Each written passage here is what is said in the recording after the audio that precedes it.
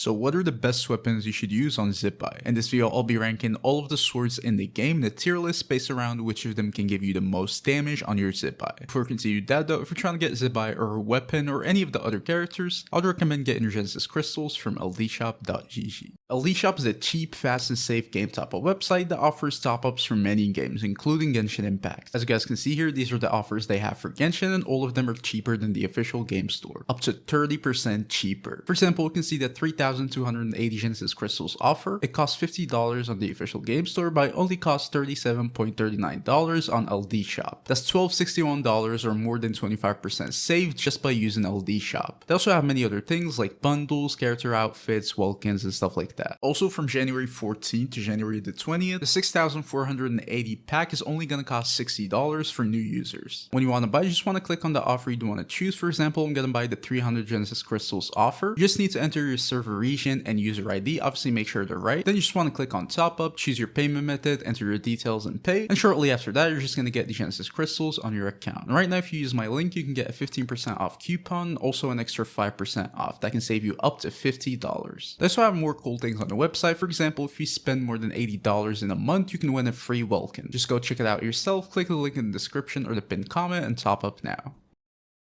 Alright, so first of all, let's start with her weapon requirements so we understand based around what we're going to be ranking these weapons. Zibai is going to be a lunar crystallized on-field main DPS, and she's mainly just going to scale with defense and be able to crit normally. So the first thing you'd want to go for is usually going to be crit rate or crit damage. She does scale with crit damage, but getting more is not going to hurt, and getting crit rate is always going to be good. So you definitely want to build enough crit on her, and the weapon is going to be one of the best sources you can use. The second thing you'd want to go for on your weapon is going to be defense. Everything in her is going to scale with defense. But the reason I didn't put it as the first priority, it's just that defense is kind of easy to get from multiple sources in the game. It's kind of like an easy stat that you obtain. You always get defense, whether you want it or not. So I think it's probably easier to get it from your artifacts and substats and stuff like that, and just focus on getting the crit from your weapon. Obviously, getting both of them on the same weapon is going to be preferred, but if you had to choose, I'd choose the crit over defense on your weapon specifically. And then after that, you'd want to go for elemental mastery probably, because of the lunar crystallized thing. You probably don't want to go for like a full elemental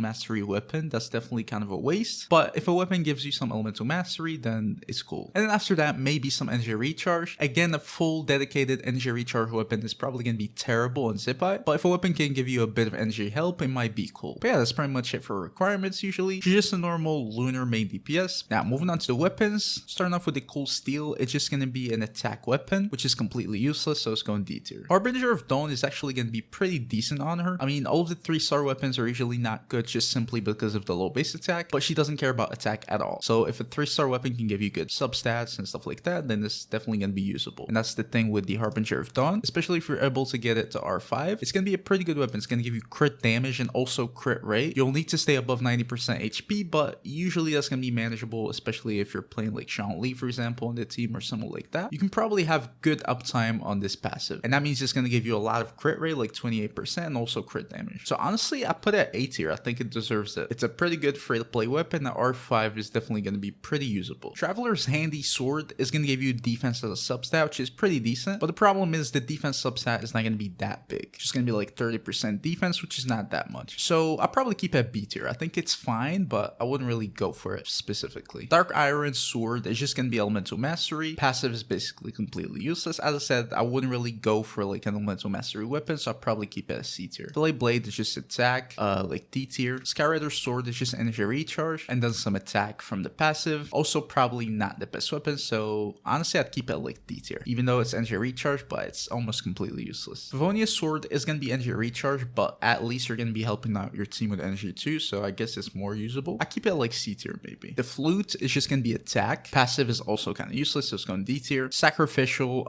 it's just energy recharge and basically resets your skills cooldown. I guess like C tier. Royal Longsword is just attack, so it's easily going D tier. Same thing with the Lion's Roar, it's just D tier. Those weapons are literally completely useless. Prototype Rancor is just physical damage, but it can give you some defense from the passive actually when you do normal attacks, especially R5. It can be pretty decent. It's going to be like 32% defense, which is decent, and you probably can activate it pretty easily. So I'd keep it at B tier honestly. You can probably get 4 stacks easily, and it's going to be, you know, a small defense increase. Iron Sting is just elemental mastery, and then also some damage bonus. You might benefit benefit from it for some parts of her damage, but usually it's not that good. I keep it a high C tier. Blackcliff Longsword is just gonna be crit damage, and the passive is pretty much completely useless. It's just gonna be attack and not always, so probably I keep it B tier too, just for the crit damage. The Black Sword is just gonna be crit rate, and then also it's gonna increase the damage dealt by your normal and charge attacks. So it's not gonna boost all of her damage, but it can be decent for some damage. Usually I just rank it for the crit rate, and I just keep it B tier. Same thing on the Blackcliff Longsword. It might be a little better, but usually it's around the same tier. The Ally Flash is just elemental mastery.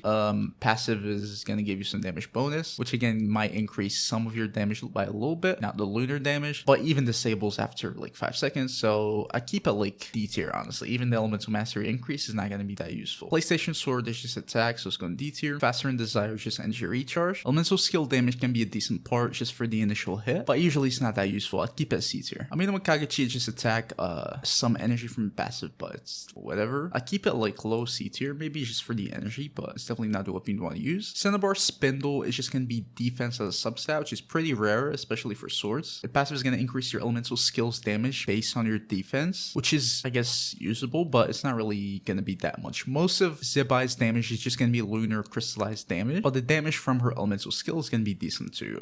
Overall, I just keep it at like low A tier. I think it's a decent weapon, but it's not the best. It's basically just a stat stick. I'd even probably pick the Harbinger of Dawn over it if I had to choose. Gaga Turbo Ishin is just attacks, D tier. Sapwood Blade is just energy recharge. Some elemental mastery from passive, probably like C tier. Sipho's Moonlight is just elemental mastery. I'd probably keep it like C tier too, maybe. Prized Ishin Blade is just attack, D tier. Tokabu Shigure, elemental mastery, maybe some damage bonus. I'm not sure if that's gonna apply. It says the character wielding this weapon is gonna deal 16% more damage to the opponent affected. So I'm not sure if it applies to the lunar damage. Probably not, I would say. Either way, I'll just keep it as C tier. Wolf Fang, it's gonna be crit rate, a small crit rate substat, which is good, I guess. Elemental skill and burst damage is gonna be increased, which is gonna be part of your damage. It's not the biggest part, but it's still a decent part of your damage. And then it can also increase the crit rate of both your elemental skill and burst. Probably keep it like low B tier, honestly. I think it's fine, but it's not that good. Finale of the Deep is just attack, like D tier. Love Sender Ferryman, it's just gonna be energy recharge, also some elemental skill crit rate, and then also some energy. So it's not bad, but it's definitely not like a DPS damage weapon, so I'll probably keep it as C tier too. I'll keep it top of C tier because it does give you quite a bit of things, but usually, yeah. The Daken's Assistant, it's HP, which is fully useless. It can give you some small elemental mastery and energy from the passive, I think, but it's not really gonna be much, so I'll probably keep it low C tier. Sword of this, whatever, is just going D tier. Sturdy Bone, it's just attack. It can also increase your normal attacks, but it's based on attack, so it's usually useless. I keep it like D tier too. I think it's a D tier weapon. Flute of Espetal, it's gonna be defense, a huge defense substat, which is pretty good, and then also more defense after using your elemental skill for a pretty good duration. I think this weapon is just a full defense like stat stick, so yeah, I think it's pretty decent. It's one of the few weapons that you can use on her. Not preferred, but yeah, it's fine. It can give you a decent amount of defense. I'll probably keep it A tier too. I just keep it in the middle. Calamity of Issue, it's just attack, and then it can increase the damage dealt by your normal and charge attacks, and also their crit rate, but they're not usually really a big part of your damage, so it doesn't really matter that much. I keep it C tier just for that, but yeah, it's not gonna be a good weapon. Serenity's Coal is just gonna be energy recharge, and then also some HP, I guess. I don't know, maybe like very low C tier just for the energy. And then finally, Moonweaver's Dawn is just gonna be attack, and then the passive is just gonna buff your elemental burst, which is a very small part of your damage usually. It's not fully useless, so I'd also keep it a low C tier, but it's definitely not the weapon you'd want to use. Now moving on to the 5-star options, a very big reason why they're usually good is not really going to matter for Zibai, which is the base attack. So you're going to see a lot of them be in like mid sort of, but you also can benefit from like their substat, which is usually going to be huge if it's useful for Zibai. Akil Favonia is not really going to be one of them. It's just going to give you super high base attack, which is useless, and then physical damage, which is also useless. More attack from the passive, which is useless. Basically, it's a full useless weapon. It's literally like you didn't equip any weapon at all, so it's going straight to D tier. Skyward Blade is just gonna be energy recharge and then a small amount of crit rate. Pretty much almost useless too, not fully, but yeah, it's definitely not the weapon you want to go for. I'll probably keep it C tier. Freedom Sword is just gonna be elemental mastery and then a support weapon. For the rest, usually it's not really the weapon that you'd want to use. So just for the elemental mastery, I keep it as C tier, but yeah, it's definitely a skippable weapon. Summit Shaper, full attack stat stick. Also, you might as well just not equip any weapon if you're using it, so it's going straight to D tier. Primordial Jade is gonna give you crit crit rate, but unfortunately the passive is going to be useless because it's just going to be a buff in your attack. So just for the crit rate, I'd keep it at like B tier, but in general it's not going to be that useful on Zibai. Missplitter Reforged is just going to be crit damage, but it's going to be a small crit damage substat unfortunately, and then a lot of elemental damage bonus from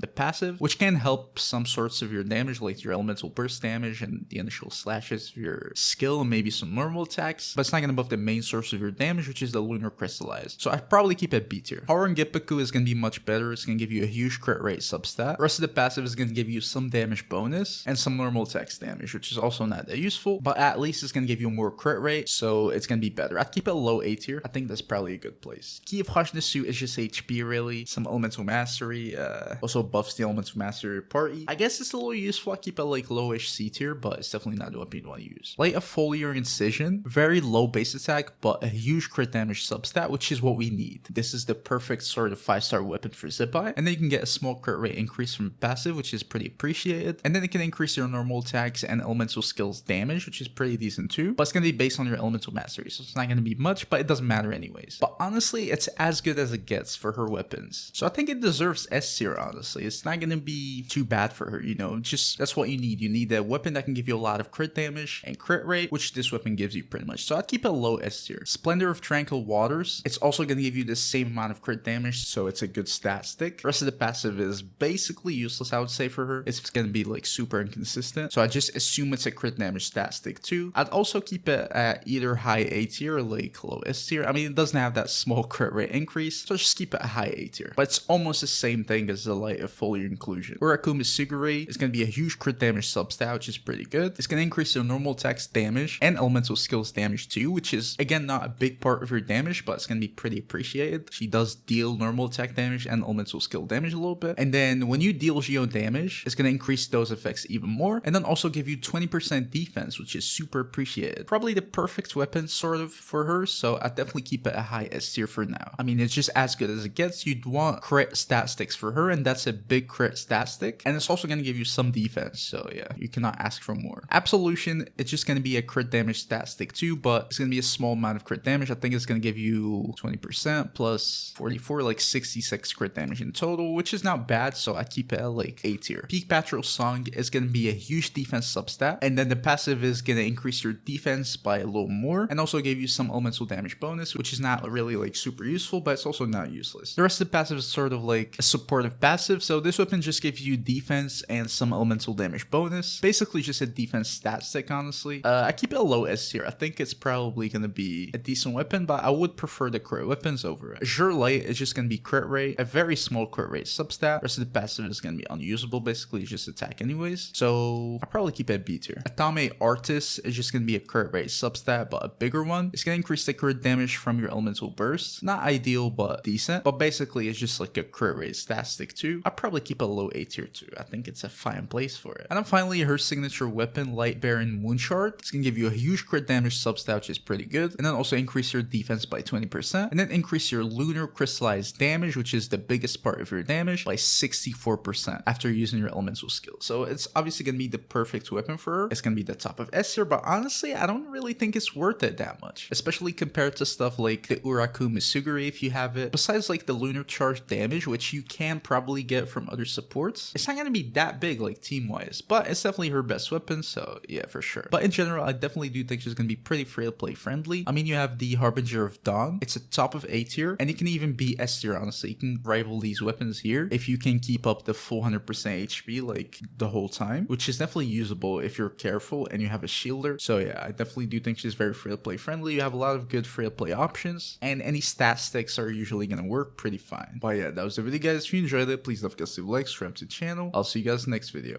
Peace.